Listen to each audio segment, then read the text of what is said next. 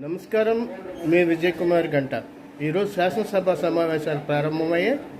ఈ సందర్భంగా ముఖ్యమంత్రి చంద్రబాబు నాయుడు చాలా హుందాగా ప్రవర్తించారు. ఏ రాజకీయ నాయకుడికైనా ఏ ప్రజాప్రతినిధికైనా చట్టసభలు దేవాలయం లాంటివి.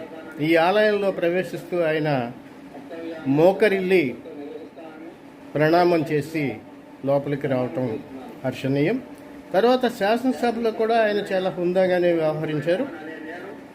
ఆయన ప్రమాణ స్వీకారం చేసేటప్పుడు కానీ, అలాగే స్పీకర్తో కరచాలనం చేసినప్పుడు కానీ, ఉప ముఖ్యమంత్రి పవన్ కళ్యాణ్ని ఆలింగనం చేసుకున్నప్పుడు కానీ, అలాగే మాజీ ముఖ్యమంత్రి జగన్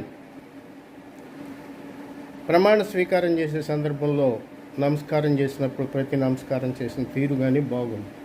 అయితే